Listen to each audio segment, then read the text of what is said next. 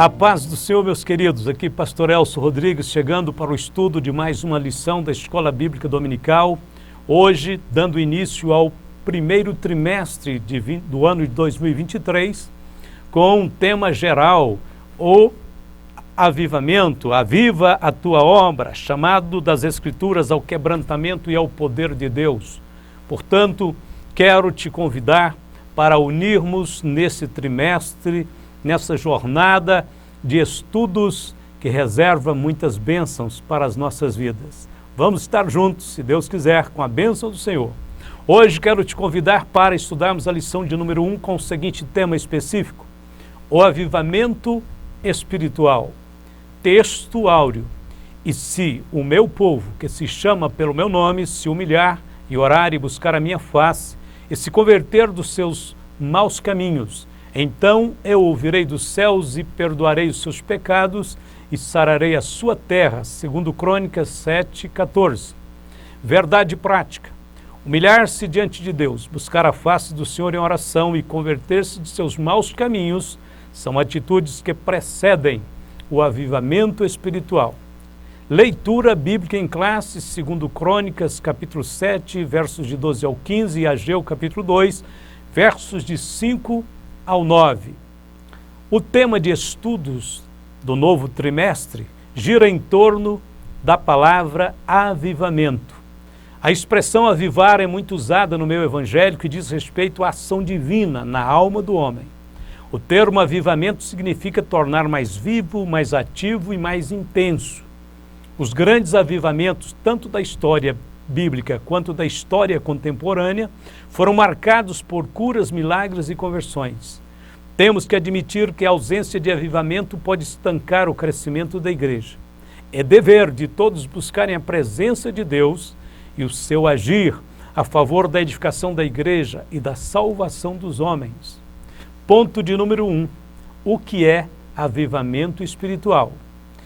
Avivamento espiritual é a presença do Deus vivo operando na igreja e através da igreja.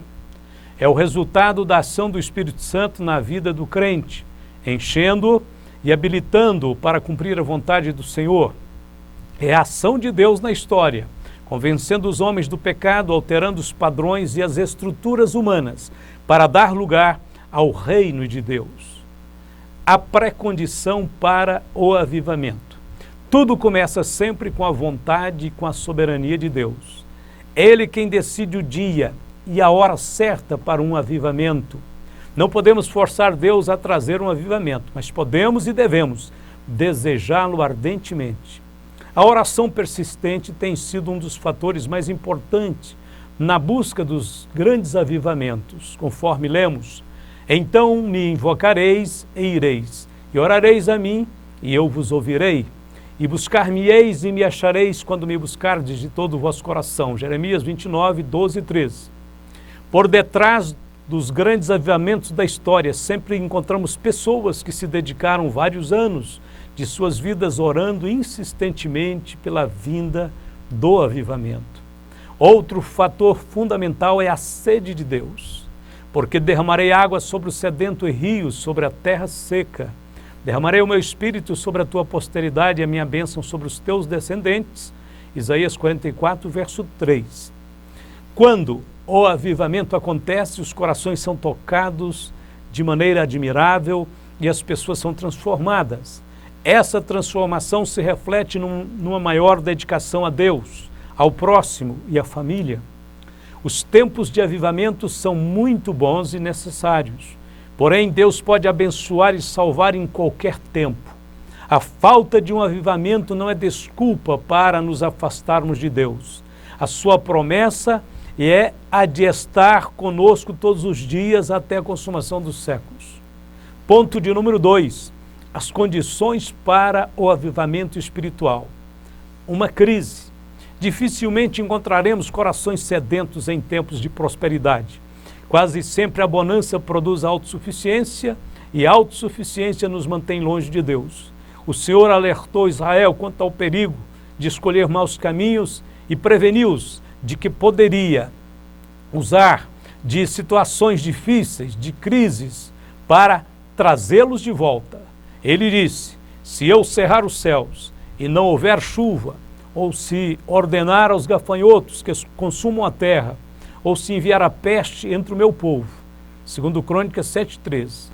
Então são as situações que podem ser produzidas para tocar nos corações, para quebrantar as pessoas, as nações. Então, na sequência do texto, Deus aponta o caminho da reconciliação e da restauração para o seu povo. Então ele diz, os problemas poderão vir, grandes dificuldades surgirão, mas se o meu povo, que se chama pelo meu nome, se humilhar e orar, e buscar a minha face e se converter dos seus maus caminhos, então eu ouvirei dos céus e perdoarei os seus pecados e sararei a sua terra. Segundo Crônicas 7:14. Israel não era como as demais nações da terra que contavam apenas com a sorte para continuarem subsistindo. Não, Israel tinha o mapa divino da prosperidade e do avivamento. O primeiro estágio da bênção era a própria eleição divina. Israel era, na mais perfeita expressão da palavra, o povo de Deus. Segundo, a humilhação diante de Deus. Este é o próximo passo em direção ao processo da restauração e do avivamento. O orgulho sempre foi a causa da ruína e da queda de indivíduos e nações. A soberba precede a ruína e a altivez do espírito precede a queda. Melhor é ser humilde de espírito com os mansos do que repartir o despojo com os soberbos. Provérbios 16, versos 18 e 19. Um povo orgulhoso se tornará morno e será rejeitado pelo Senhor. Porque a Bíblia diz, assim porque és morno e não és frio nem quente, vomitar-te-ei da minha boca. Apocalipse 3,16. Ao invés de se revoltar diante das crises, devemos nos humilhar diante de Deus. Humilhar é admitir no íntimo que não podemos fazer absolutamente nada sem o Senhor.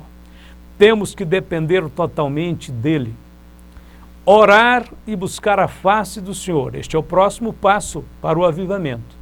Tudo o que acontece na terra é decidido no céu.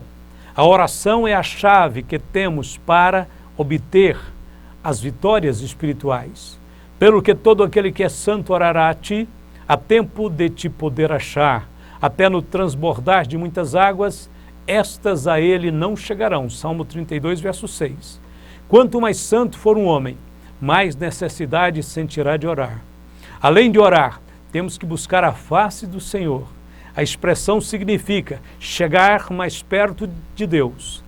Devemos buscar o Senhor semelhante a um filho, que não se dá por satisfeito quando o pai lhe responde sem olhar para a sua direção, de costas, ocupado com alguma coisa.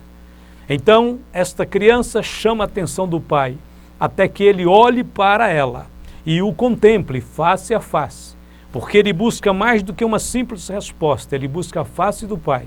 Deus quer essa atitude de seus filhos. E, quarto, converter dos maus caminhos. Maus caminhos são atos ou atitudes que impedem o agir de Deus em nosso favor. É necessário deixar tudo o que a palavra nos mostra que é errado. A Bíblia diz, deixe o ímpio o seu caminho e o homem maligno os seus pensamentos e se converta ao Senhor, que se compadecerá dele. Torne para o nosso Deus, porque grandioso é em perdoar. Isaías 55, verso 7. A conversão não é uma opção, mas a única condição para o homem ser guardado da destruição eterna. Se o homem se não converter, a Bíblia diz, Deus afiará a sua espada, já tem armado o seu arco e está aparelhado, e já para ele preparou armas mortais e porá em ação as suas setas inflamadas contra os perseguidores. Salmo 7, verso 12 e 13. Um caminho preparado. Eu ouvirei dos céus e perdoarei os seus pecados e sararei a sua terra. Agora estarão abertos os meus olhos e atentos os meus ouvidos à oração deste lugar. Segundo Crônicas 7, 14 e 15. Deus prometeu que ouviria o clamor dos humildes e arrependidos. Não trabalharão debalde, nem terão filhos para perturbação, porque são a semente dos benditos do Senhor, e os seus descendentes com eles. E será que antes que clamem, eu responderei? Estando eles ainda falando, eu os ouvirei. Isaías 65, verso 23 e 24. É confortador saber que Deus nos ouve e nos atende. Ponto de número 3, a necessidade de um avivamento espiritual. A situação espiritual de Judá. A desobediência contumaz de Judá atraiu o juízo de Deus. Não obstante todas as advertências dos profetas, o povo daquela época não se arrependeu. O juízo veio em forma de destruição e cativeiro. A destruição do templo e a morte. Nabucodonosor veio sobre Judá, destruiu o templo, arrasou com a cidade, levou cativo 1/3 da população, o outro terço da população morreu de fome, de peste, e outros morreram pela espada. 70 anos depois veio o chamado para reconstruir a cidade e o templo. Por meio do profeta Ageu, Deus cobrou dos repatriados a reconstrução do templo de Jerusalém. Então Deus levanta homens para realizar a sua obra. O primeiro grupo de exilados sob Zorobabel haviam começado bem, construindo o altar, oferecendo sacrifícios e estabelecendo o fundamento do templo. Mas, vindo a perseguição, desistiram da obra. Nesse lapso de tempo, cada um se interessou apenas pela construção da sua própria casa. Foi então que Ageu se levantou e proclamou a sua mensagem. Encorajou o povo a edificar o templo de novo e desta vez foi terminado em 4 anos. Parecia incrível que o povo de Deus tivesse esperado tanto tempo para realizar aquilo que deviam fazer. Zorobabel nesse tempo era o governador e Josué o sumo sacerdote.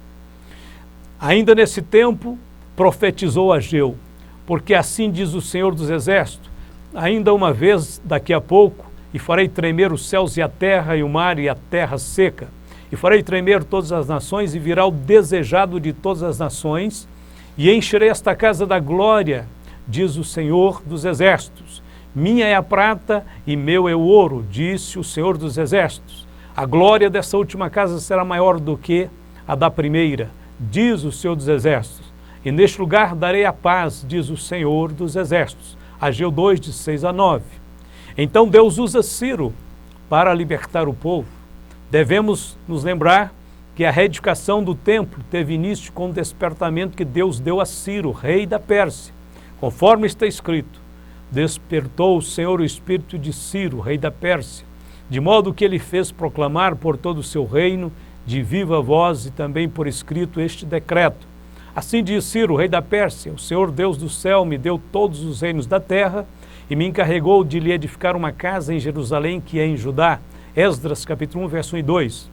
Todos os grandes movimentos de Deus na terra são precedidos por despertamentos espirituais. O movimento pentecostal brasileiro foi precedido pelo grande despertamento espiritual que aconteceu nos Estados Unidos em 1906. A chama pentecostal trazida pelos suecos Daniel Berg e Gunnar Wingre em 1911 se alastrou por todo o Brasil, e já em 1930 a Assembleia de Deus se achava devidamente organizada e reconhecida como uma das maiores denominações do mundo. Ciro não era judeu nem servo de Deus, ele era o rei da Pérsia. Porém, Deus o levantou para executar os seus planos de libertação para o seu povo, que se achava cativo. Foi chamado por Deus de meu ungido, visto que logo no início de seu reinado cumpriu a vontade de Deus, ordenando o retorno dos judeus para a sua terra. Como lemos: assim diz Ciro, rei da Pérsia: o Senhor Deus dos céus me deu todos os reinos da terra, e ele me encarregou de lhe edificar uma casa em Jerusalém, que é em Judá.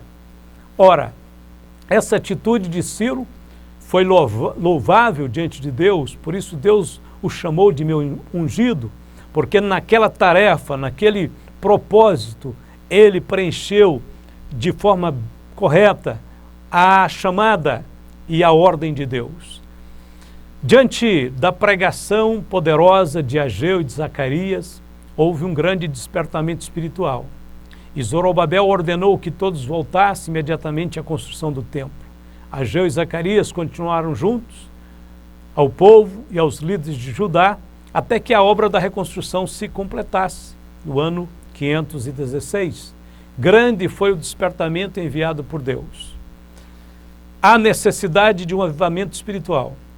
Há 20 anos atrás, nós evangélicos éramos apenas 8% da população brasileira. O Brasil era corrupto, imoral e idólatra, mas todos diziam: Quando o número de crentes aumentar, o Brasil vai mudar. Hoje somos cerca de 40% da população brasileira. Porém, o Brasil continua corrupto, imoral e idólatra. O que está acontecendo com essa igreja que cresce, mas não influencia? Se a igreja não experimentar um avivamento urgente, ela deixará de ser relevante como agência de Deus na terra. Avivamento não é uma opção, mas uma questão de vida ou morte. Se a igreja não tiver poder para influenciar o mundo acabará influenciando a igreja. Uma investigação realizada pelo Ministério Lar Cristão revelou que mais da metade dos jovens evangélicos brasileiros praticam sexo antes do casamento. Segundo a investigação realizada com 5.000 adolescentes de 22 denominações cristãs, 52% dos jovens evangélicos, tanto homens como mulheres, criados na igreja, não obedecem aos ensinamentos que recebem de seus pastores de que devem abster-se da prática sexual antes do casamento. A pesquisa revelou que a metade desses jovens tem vida sexual ativa com um ou mais parceiros. 17% das adolescentes entrevistadas ficaram grávidas pelo menos uma vez e 4 delas, em cada 100, optaram pelo aborto. Segundo a investigação, os rapazes evangélicos se iniciam sexualmente em média aos 14 anos de idade e as meninas aos 16. Isso não é o retrato da igreja gloriosa, sem mácula, sem ruga ou coisa semelhante. Este é o retrato da era de Laodiceia, onde Jesus está pelo lado de fora batendo na porta. O mundo mudou, mas muitos não estão percebendo. Na virada do século XIX, Deus enviou aquele grande avivamento ali nos Estados Unidos, que impactou o mundo inteiro. E é claro, houve quebrantamentos, milhares de conversões, porém, já se passaram mais de um século. E a duração de um avivamento dificilmente ultrapassa a casa dos 40 anos. O que experimentamos hoje pode ser apenas os efeitos finais de um avivamento que já cessou. O combustível que os nossos antepassados usaram para acender a grande fogueira está terminando de queimar. É hora de pôr mais lenha no fogo, antes que as brasas se apaguem. Enquanto brincamos e nos divertimos com este mundo, eles estão fechando as suas redes em nossa volta. Enquanto ficamos discutindo coisas insignificantes e nos distraímos com coisas materiais e passageiras desta vida, a rede continua se fechando em nossa volta e em volta de nossos filhos e netos. Atualmente, a fé cristã já não pode ser expressa publicamente. Muitos preceitos da Bíblia já foram violados pelas leis de nosso país. As pessoas que acreditam na Bíblia estão sendo consideradas como lunáticas. Ensinar certos trechos da Bíblia já é considerado um ato criminoso. Brevemente seremos condenados pela lei de nosso país e taxados como inimigos da sociedade. Estejamos preparados para a possibilidade de perdermos nossas casas, carros e tudo mais. Na verdade, a rede já se fechou em torno de nossos filhos, através das escolas e das universidades e dos meios de comunicação, onde a permissividade é total. O mundo atual está se acostumando com o Evangelho e as conversões estão diminuindo. Se não tivermos um avivamento urgente, logo começará a acontecer a rejeição do Evangelho e o próximo passo será a blasfêmia. Estejamos buscando este avivamento enquanto é tempo. Vamos para a conclusão desta lição. Cremos que Deus quer derramar um grande e poderoso avivamento sobre a sua igreja. Porém, quase sempre o maior problema somos nós mesmos. O velho homem tem que ser levado à cruz. Ele é um estorvo para o agir de Deus. Existem muitos pecados agasalhados nos corações. E isto está impedindo o agir de Deus na igreja. Nenhum clamor subirá ao céu até que tenhamos resolvido o problema da santificação pessoal. Quando Acã ocultou o seu pecado, toda a congregação de Israel foi derrotada. O extraordinário operador de milagres Smith Wigglesworth afirmava: tudo de mim, nada de Deus. Um pouco de mim, um pouco de Deus. Nada de mim, tudo de Deus. O problema é que contentamos em ter apenas um pouco de Deus. Nunca passamos disso. Somos triunfalistas e não queremos pagar o preço. Mas quando Deus tiver tudo de nós, nós teremos tudo de Deus. Você está disposto a pagar este preço? Estamos nós prontos para buscar o grande avivamento que Deus pretende dar à sua igreja, talvez nesses últimos dias antes do arrebatamento? A hora está findando. Brevemente, o tempo vai se fechar, a cortina vai se fechar. E a história da igreja será encerrada. Provavelmente sejamos nós os últimos trabalhadores deste grande momento, dessa grande dispensação. Se formos de verdade os últimos obreiros dessa dispensação, como encerraremos para o Senhor Jesus esta grande etapa da sua obra? Precisamos vê-la encerrar com a glória de Deus, com o poder de Deus, com grandes resultados espirituais, uma grande colheita de salvação. Que o Senhor possa nos capacitar, nos ajudar. Avivamento não é coisa simples. Avivamento não é uma coisa que uma pessoa possa dizer: eu estou pronto para o avivamento. Não, não. Possivelmente muitos de nós não estamos prontos para o avivamento. Precisamos ser preparados para um avivamento. Porque um avivamento muda a estrutura de nossas vidas. Muita coisa que hoje chamamos de boa, num tempo de avivamento, elas não vão passar de lixos. E muitas coisas que nós nem lembramos hoje se tornarão a prioridade de nossas vidas. A consagração, a oração, o jejum, estas coisas que muitas vezes estão esquecidas. Num tempo de avivamento, eles passam a ser a nossa comida, o nosso oxigênio, a nossa própria vida. Que o Senhor nos abençoe e nos guarde. Deus abençoe sua vida, que nós possamos trilhar este novo ano com a graça de Deus, com a força do Espírito Santo. Que o Senhor te guarde, abençoe as suas aulas, te use nas suas mãos com poder. Em nome de Jesus, amém e amém.